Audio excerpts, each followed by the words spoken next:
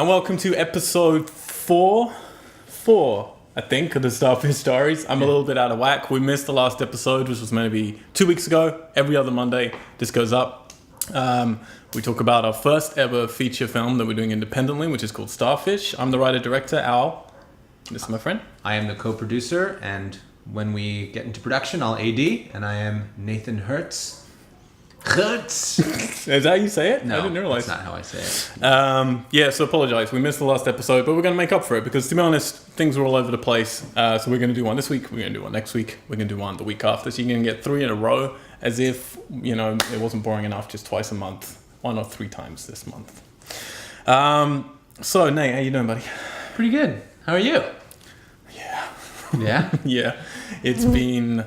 it's been a tough and exciting month of stuff.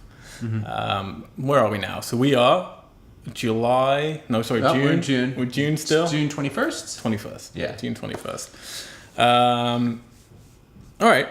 There's a lot of updates. There is. A lot of stuff has happened. We've been doing a lot of casting stuff, a lot of location stuff, and there's been some big shifts with things as well. Yeah. Some hard decisions had to be made. Yeah. So what do you want to start? Well, maybe we should start with probably the one of the most crucial things, which is casting. Where are we in the thing I can't talk about? It's also the first on my list of things to talk about. We can skip to locations if you want. No. Let's talk about casting. I can't say much because there's a lot of etiquette involved, basically. Understandable, good etiquette.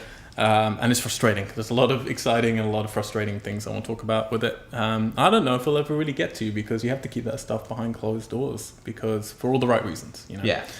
I guess what it boils down to though is how long that process takes. That's the thing that's kind of been not alarming, but just kind of frustrating, I guess. Because we're now 2 months in to casting. Really had hoped after a month, because we did a lot in a month. You know, we saw hundreds of people, and we're very lucky and very privileged to see some of the people we saw, and people were very kind to stuff, and it opened doors that we didn't expect to get open, particularly that early on. But yeah, it's been frustrating just kind of how long that process is, and there's a lot of things shift during that period of people's availability, and then your own scheduling with what we're doing, you know, when we're actually shooting had to shift a little bit, which then changes stuff again. But we're getting there. And that's one reason I'm excited to do a show. I'm used to doing podcasts. Yeah. A show next week is that we should, this time next week. I hope. Yeah. And I'm probably going to regret those words. Hopefully this time next week. And if not, definitely the one afterwards, we'll know who is our lead. Yeah. We won't know anybody else yet. And we'll get into why when we get into locations. But we should know our lead by then, and I'm really, really excited. We've honed in on some very cool people, and I just felt genuinely, with no bullshit, like genuinely so. Like we said it last time, but just so humbled that people are being so nice, and people seem to get it and seem to have faith in what we're doing. Well, I mean, I think that's a testament to the script, right? Because people have been reading it, and at least the script is making people excited about jumping on board. Or well, this is the thing I always thought, writing a script, this is a script that doesn't sell itself. You know, this is a script where you need to sit down with me and we can talk about it, and then you'll see the vision for it, and that is maybe what sells it. But the script is kind of hard because there's not much dialogue in certain places, and it's very obtuse. Really? And for me, I always saw it as the script's hard. I don't see it like to sell that it to people. I think the script, it's a fun read, and it's like, you know, it's a page turner, and say more nice things. Watch as I butter Allah. No, I think it's a good read, and it's you know, it's a fun. It's also like, I think it's hard to read it and not see it as like a really fun movie, like the kind of movie that you'd actually like to watch. And I think that, you know, if you're a performer, it's like you want to. Well, that's you respond to that. You're like, this is good. Like, this is fun to read. So why wouldn't it be fun to watch as well? Like, yeah, the one thing that we always hoped that we had was a role that was interesting for a lead. You know, something where it's like you appreciate you are all this. This film, it's completely on your shoulders. Yeah.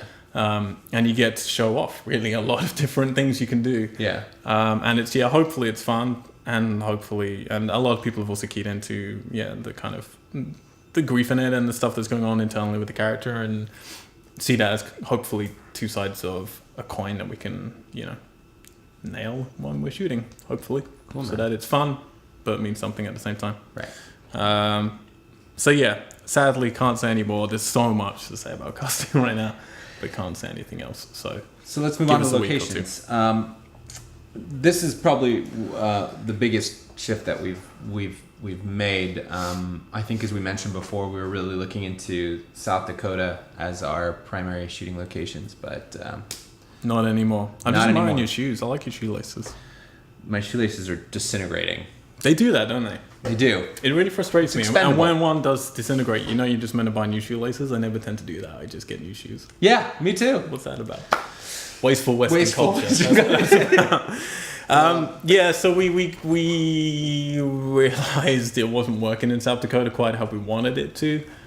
Snow was being an issue there. We needed tons of snow. We knew early on we weren't going to get tons, Yeah. but we consistently realized we're going to get less and less. Yeah. And particularly in the areas we were kind of being forced to shoot in. It's so irregular. Like in one elevation, you get a ton of snow, and then just it's so mountainous. 20 minutes down the road is complete. There's nothing. Yeah, or it's just really unpredictable. Yeah, Yeah. exactly.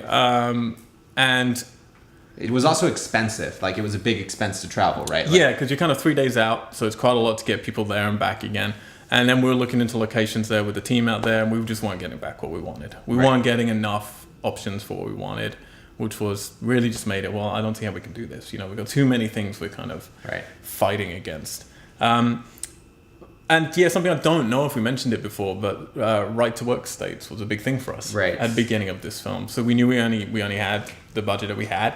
And, you know, there are a lot of contingencies with unions and SAG and stuff like that on when people can work and when they can't work for different rates and overtime and blah, blah, blah. And we were originally looking, well, look, there's only a couple of scenes with a bunch of people. Mm-hmm. We need a right to work stay. And what that means is, essentially means what it says. You have a right to work. You're allowed to work even against the union regulations. Right. You might still get in trouble, but they can't... It's not. Sorry, the camera just made a weird noise. Oh, should we check it out? Is it doing all right? This is all right. The little fan's turned off. That was a beautiful And moment. we're back. This is a beautiful... This is how honestly beautiful our show is. No, so yeah, so basically the whole, I mean, to sum it up, the whole benefit of thinking, okay, this is gonna save us some money by shooting in a right to work state, because of how production shifted and different elements and different decisions, like some stuff that we're now thinking about shooting in LA. The real benefit of that right to work money that would be saved is so minimal that the travel expenses actually Yeah, compare. exactly. It's a few thousand essentially you're saving, and for the period that we're shooting in, and you know it makes a little bit of difference, but not enough for us anymore. Totally. Especially because crew is coming from LA. Yeah, Rentals, either we own or... yeah, and we've got lots of connections and friends here, so it's like we can get a lot of stuff easier here for day rates and Right. things.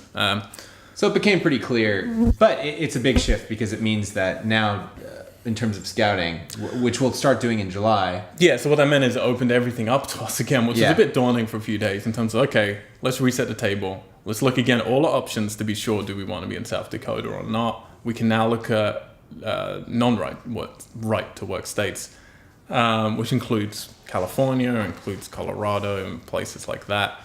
We looked at Utah. Mm-hmm. We looked at Wyoming. Mm-hmm. We looked at another state I can't remember.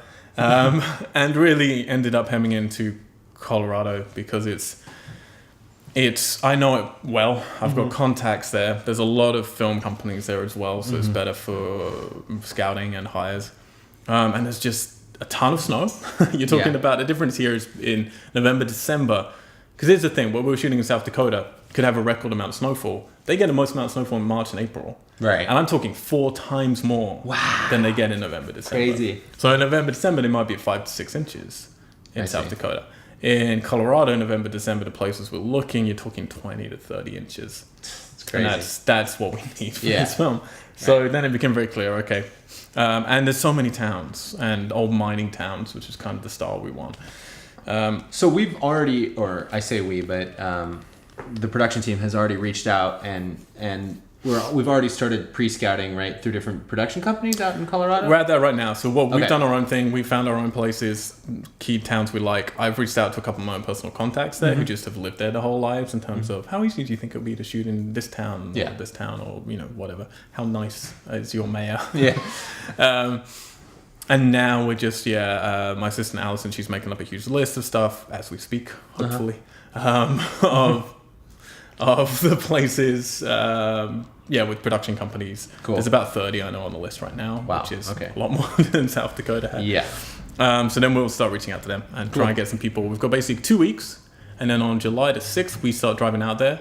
Alberto, our DP, is finally flying to LA, so everyone gets to meet him who hasn't met him, gets to be integrated.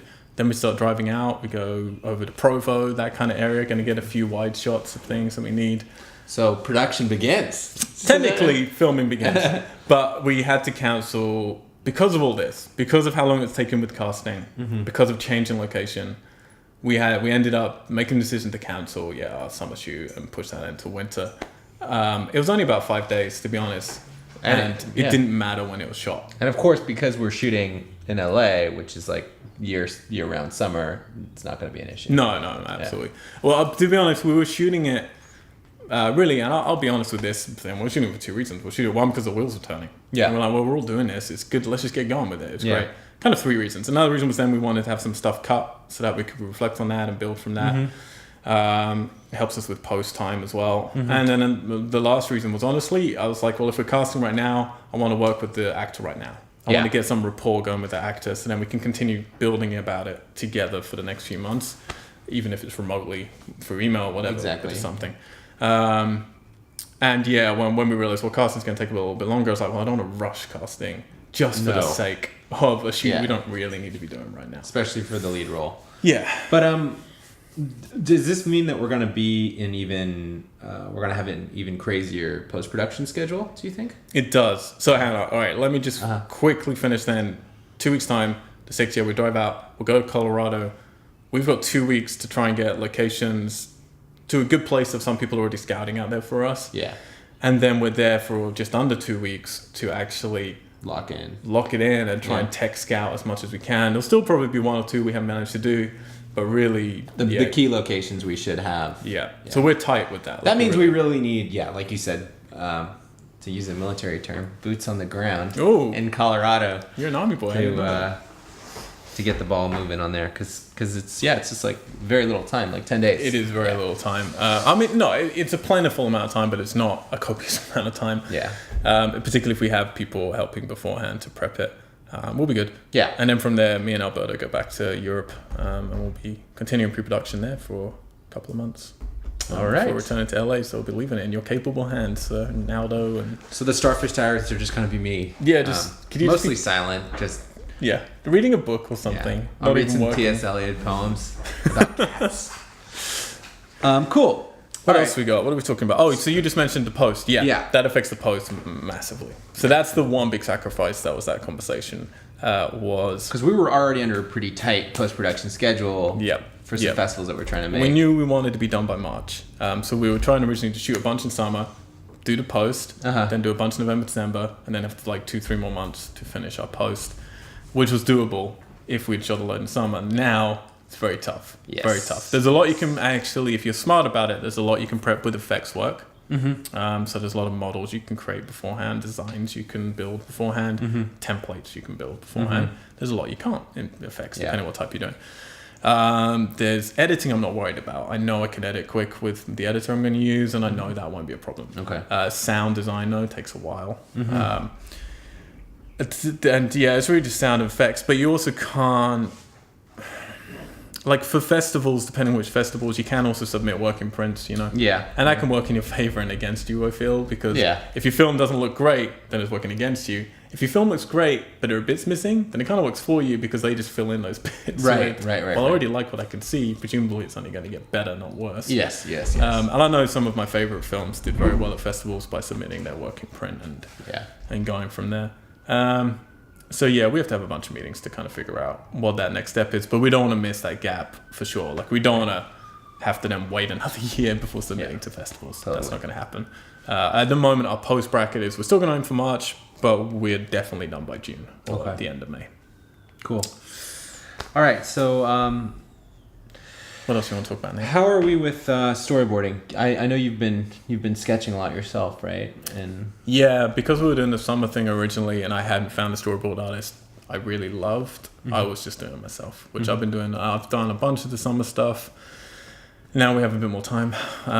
So I'll probably continue doing a bunch while I keep looking for a storyboard artist. So it might end up being a bit of both. yeah. No, it's cool. But I'm enjoying it. It helps me focus more and it helps me work with the DP more as Yeah. well in terms of, well, we know all these frames are really what we want it to be. And I'm doing that process as I go back to the screenplay.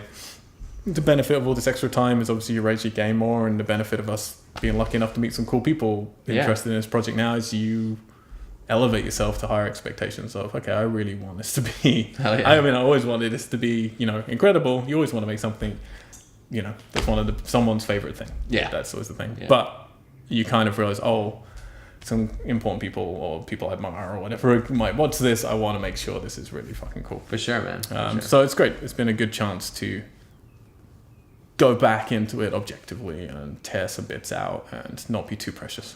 Definitely. Costumes. Where are we with wardrobe and Thinking just classical Venetian sort of garb. Oh, okay. A little, maybe. How about a bit of an Egyptian feel, perhaps? I was thinking more mime. Oh, okay. That would Nice. be- Yeah. Yeah, we've been designing some costumes as well. Again, I'm working on that.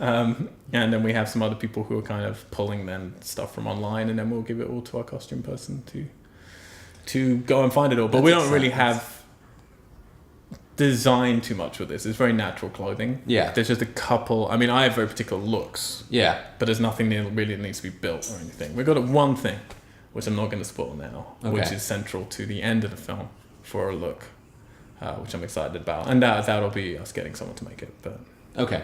Okay. Cool. Yeah. Now, music. We've made a lot of progress in that area, right?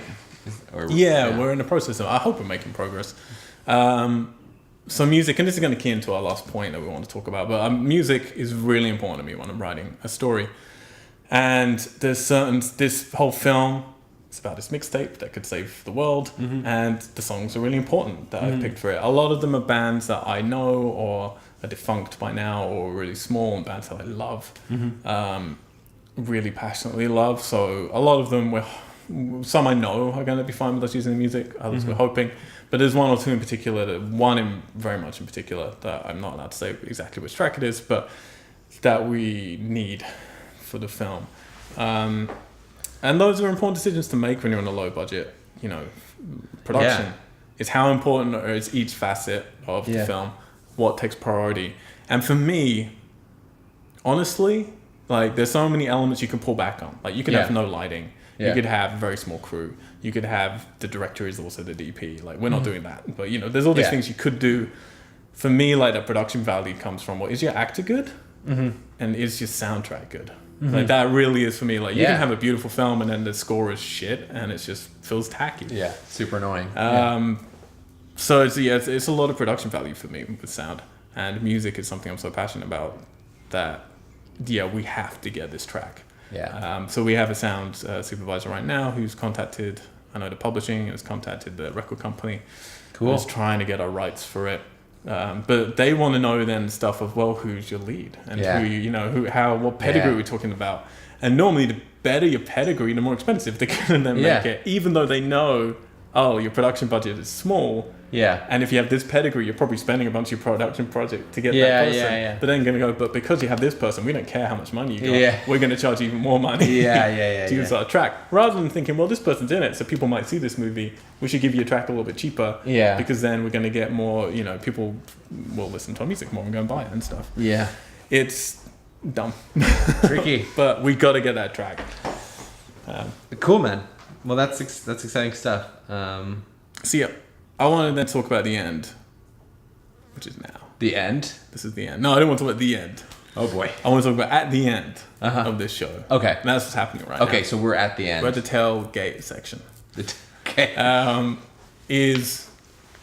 So a couple of people were asking me about how we approach writing. And yeah, we're a company called We Are Tessellate. You can go to our website. And we have a bunch of us here, and we're developing a whole bunch of stuff. I mean, you yourself, you've got feature films, some short films, some like whole bunch of stuff with some series.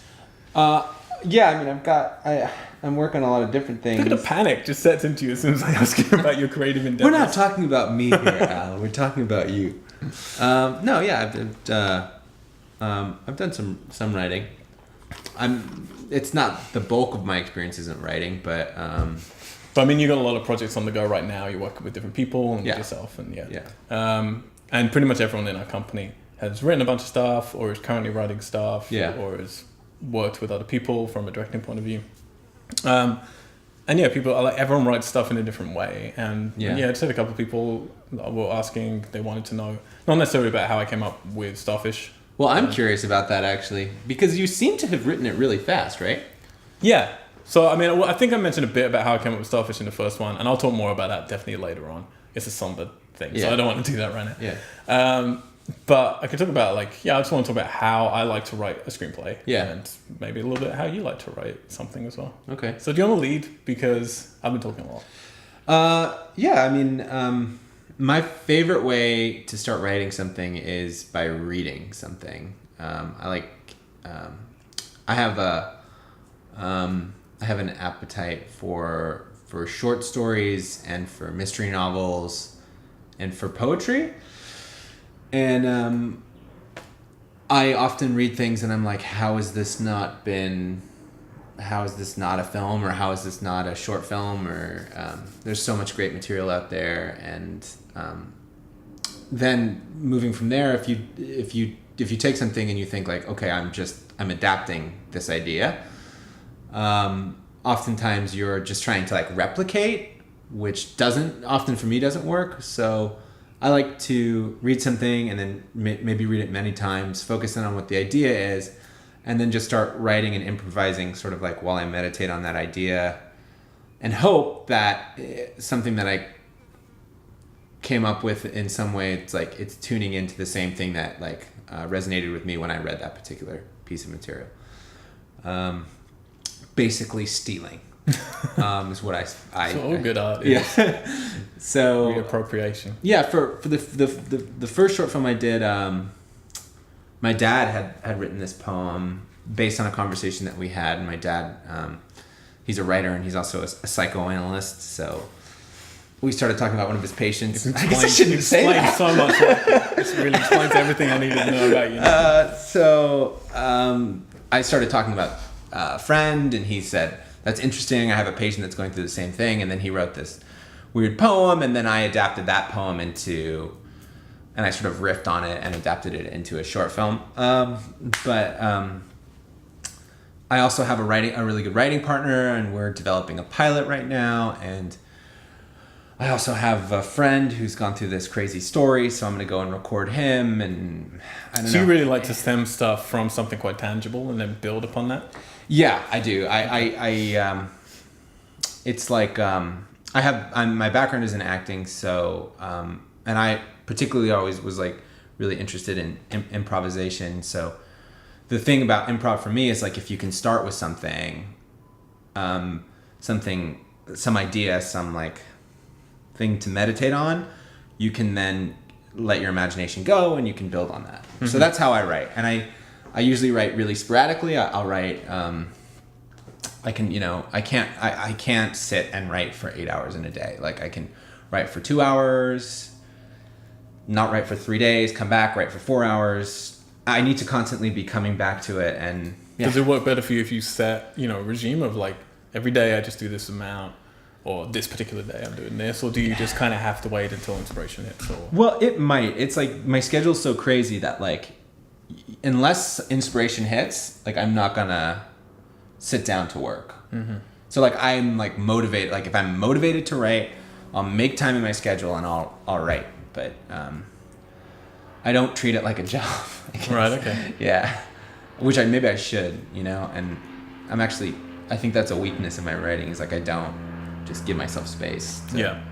How about you? So how long did it take you to write Starfish? So I tend to write very quickly, but I'll just stay for quite a long period of time.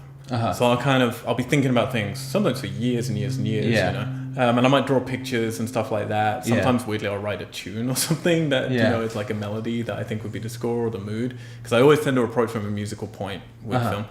And then when I actually write, it kind of has to. I'm the same. I can't just decide I'm going to write every day a little bit. I can do that for refining once I've written something for sure. But for the first conceptual thing, I can't really do that. But when I do write, it will just like come. So I will do. So for Starfish, I wrote the first draft of the whole film in about 4 days to 5 days when we were in Colorado. Wow. And it just happens. And I've done that I've written about 6 feature film screenplays, and all of them came the same way. Just like very quick. Just suddenly happens. But normally that first draft is garbage. But I used to get very hung up on overthinking. I know a lot of people who write and they get to a point and then you procrastinate and you go back. I had a friend from college who's writing a book and he just wrote the same chapter forever for years and years and years and years. Yeah. And I said to him, just keep going. Like you have to, even if it's shit, no one is reading this. Yeah. Like no one knows you're doing it. This isn't like a Microsoft Online Word document where everyone can see what's happening. Yeah. No one knows. You never have to show anyone this other than you. Keep going. So all that holds you back is your own pride of I want everything I write to be genius. Yeah. And it's not going to be. It takes time. It takes editing. It takes work to make it really polished and work. Fantastically. So my kind of rule is keep going. And if I stumble on a scene, if I stumble on dialogue, if I stumble on a character, I just write blah. I just put that in and I just keep going. I'm just like, oh fuck. I spend maybe a couple minutes. If I can't think of it, I just go blah. Keep going to the thing I do know. If there's this thing I definitely know, I'll just jump to that and write that, Yeah. Because whatever's coming easiest, go easy on yourself. Yeah. Make it as easy as possible on yourself. Like if something comes easy, write that thing and then move outwards from that. Yeah. But then it'll take That's me good time advice. to get the objectivity to go back. So with this one, it was 9 months later before I went back to it. Really? To finesse it. And I ripped out 50 pages and started again, basically, to make a much better, hopefully, much better script than it was. But very early on for me, I have the idea, I will always have the ending. Always. I always have to know where I'm heading. And I'll have a mood, because everything for me is about mood. I like stuff that's about really one person's journey. And then I'll come up with a soundtrack. So I'll build a soundtrack either of songs I want in a film or songs I think the lead character listens to. So you go right to soundtrack. That's immediately. That's before I've written anything. I'll have maybe a synopsis written down or a rough bunch of ideas, and then I'll immediately make the soundtrack. And then when I'm writing it, I'll just listen to that soundtrack again and again and again and again to keep my head in the right place. And that's why when it gets to this point, it's very hard for me to separate a song, because I'm like, this was all written around that soundtrack. Yeah. So I'm aware of it as I put the soundtrack together of, could I afford this track? Yeah. Okay. So one thing for me, I find like I need to be like completely satiated like in every way to write. Right. Like, and I don't know if it's the same for you. Like, I need to be in like an air-conditioned, cool environment. Not this one. Not this one. I need to be like maybe just starting to drink. Okay. Like, I need a lot of things to be right. Up. You know what I mean? And like, I'm wondering if that's just because I'm a wussy. No, I think that's very normal. I think it's partly because I think there's a bunch of reasons for that for most writers. I think partly it is you need to feel your world is at peace for your mind to be at peace. I think it's also devoid of distraction. I think most writers will do anything to be distracted. So if you know there's nothing to be distracted by, you can't do it. I'm like that, but I like to remove myself. So I'll normally write best if I'm not in my normal environment. Yeah, me too. So Starfish I wrote in Colorado when we were in a cabin with no internet, no phone, and that was on purpose. How cool would it be then if we got to shoot in Colorado too? Yeah, like it was like written where. Yeah, I hadn't thought about that. That'd be lovely. But yeah, I find it easier when I'm taken away from the outside world. Yeah. So if I write, I 100% will turn off the internet and will put my phone away. Yeah. Because you stop for a second to think, I'll just check Facebook quickly. Yeah. And that immediately is a full stop in your creativity. You know? Your brain just switches to a different mode. Totally. I write well on planes as well. If I'm on an 11-hour flight and you've bothered to upgrade yourself to business class or something, so you got the space to actually put a laptop out and relax and stuff. I wrote all of the first draft of Geeks on that as well. Really? Yeah, just on the plane. I go either way. On a plane, I can sometimes do it, and then sometimes it's like, wow, this is just ridiculous. I need to stop right now. Yeah, it depends on your environment on that particular plane. Yeah. I think. How about with cast? Like, do you, when you write something, do you get an idea for how your character looks very defined, or a person that you would ideally base it around? Or do you I don't. I don't. I mean, I think oftentimes like I'm writing from my own experience, so I've cast it with my family or with my friends or like someone like I know, but I don't think about like I don't have actors in mind, but maybe I should. Because I know a lot of writers have success doing that because they can write something very much in an actor's voice and then approach that actor who then is like, oh my God, this is like butter for me. This is perfect. And then that actor could then champion that. Is butter perfect? Is that what we're saying? Butter is objectively perfect. Okay, that's good. Continue. Do you like... Yeah, quite often I do. And I think I do it subconsciously. I don't think I try to, but I'll just find my brain... naturally gravitates to someone. Yeah. And then I find it definitely easier to write once I see someone in my head. And it's definitely easier, for instance, with the Geeks feature film screenplay, there are definitely characters in there where I'm going to write this with that actor in mind, even though I know that will never happen, because that just helps me know exactly how they would speak. Yes. Immediately. Yes. I know the voice of that character immediately. There was one in particular I wrote with like Christoph Waltz in mind. Oh yeah, and it became very easy to write. Just because of how he does. No, that's. I think that's really good for dialogue to like to meditate on that.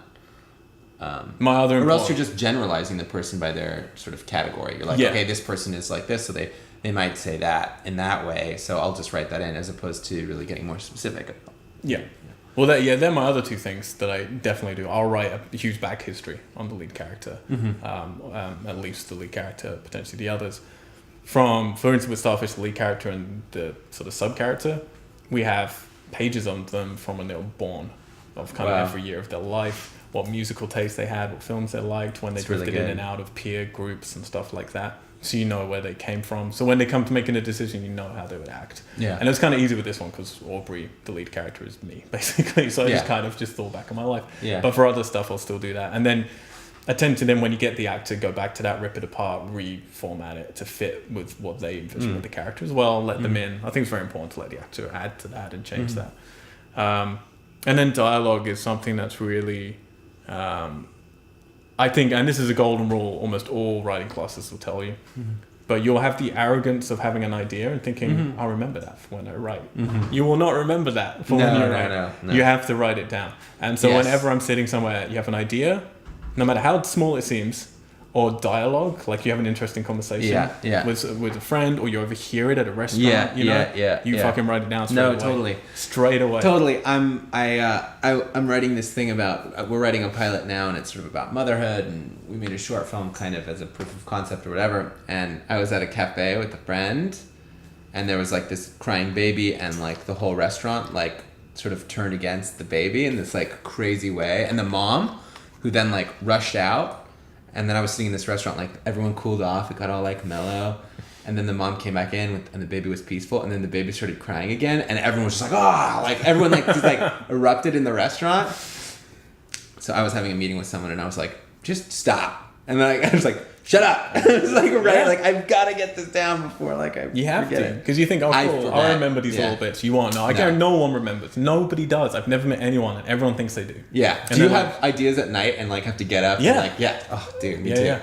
And you have to. You just you've got to write it down. Have a phone now. It's easy. You can just always write down your phone. It used to be you had to carry a pad of paper around. Now you don't need to. You can just put everything in your phone. And then it's really important for me when I'm writing a screenplay. Whenever I get to dialogue, I just then look through all these topic points that I have. And it's annoying now because I'm starting to run out of my notes. So I need to then build it up because I haven't been writing down many. So I tend to like stockpile. And then when I'm writing a screenplay, I'll look through and I'll go, okay, which topic points have a good kind of metaphor for what I want to be talking about. And I have something to say. So there's an interesting conversation was happening. And then it's really easy. It makes your life so easy to write stuff because you're like, well, I had this conversation. I know my point. Make sure you obviously voice the other point of that argument, right, and you're good. Totally. I think the one thing I don't do... you're still here. Sorry. I hope so. You can stop recording. It's so quiet, this camera. The fan went off and it freaked me out. I'm keeping that in, by the way. I'm not editing it out. Oh good. The one thing that I don't do, that I should do, is the absolute classic thing of, the notes. Of putting out your cards for different scenes and for characters, putting them up on a wall and then moving them around, how you need to move them around depending on... as you change stuff, because it's so basic. It helps you visualize. It doesn't stop your creativity if you think, oh, we could swap this around. You can just do it. Yeah, Final Draft has a note card function that we've been using. It's just not the same. It's not the same as having like a physical, because then it has... Yeah. It's one of the reasons we have, you can't quite see, but I've got 2 tables here and I use them a lot when I'm writing, because I need to lay out, print out stuff, images and writing, and then lay stuff out so I can look at it objectively and just move it around. Yeah. But I'm a person, even on my MacBook, I have different windows and not tabs open, because I hate tabs. Because if I go from one tab to another, I can't see what's on the other one. I like to have my desktop like a table. So I'm laying out the pieces of paper. That's how I have to use it. Cool, man. Okay, I think that's all we have to bore people with this week. Yeah. Wake up. We're ending now. We are ending, we promise. Well, thank you if you are watching these, and we really appreciate it. Quite a few people have been watching this and sending us some love about it, which means a lot, because it's a weird thing for us to do, but we just wanted to try and share the journey of making your first independent feature film. So hopefully you can learn some stuff from us, learn from our mistakes, learn from our victories. Or just sit there quietly and judge us. And that's you can cool just judge our fashion sense, our vocabulary skills, whatever you want. The fact that I don't bother editing out when we check the camera's still running halfway through. But yeah, if you could go to We Are Tessellate, it should be coming up here, hopefully. Just right. I'm just gonna put it in front of Nate's face. Does that work okay for you? Yeah, that's our website. We're a production company from LA, from London, and Tokyo. We make some short films. We got some web series that are going to be going up there. We do a weekly podcast called Geeks, where we talk about topical games and movie news with a whole bunch of us. That goes up every Tuesday. This goes up every other Monday. We have some horror franchise retrospective podcasts that are going up from next week, starting with Friday the 13th. What else do we have? A whole bunch of stuff coming. And then there's feature film coming and more feature films. Indeed. On the horizon. Which we're excited, because we're working on those right now as well. Trying to get them so we can do tail to tail. Finish one, move to the next one. That's the dream. Just living the dream. Keep on doing it. Dream. If you could subscribe to us on YouTube, which is probably where you are right now, you get our whole channel so you can see all of us content. That would really help us out. Please do subscribe. Until 2 more Mondays? No, sorry, I lied. I promised to do this next Monday. Yeah. So until next Monday, when hopefully we'll be able to talk more about casting. Probably won't, but why not come back for that red herring? We're out, I guess? Yeah. What are you doing today? Tonight?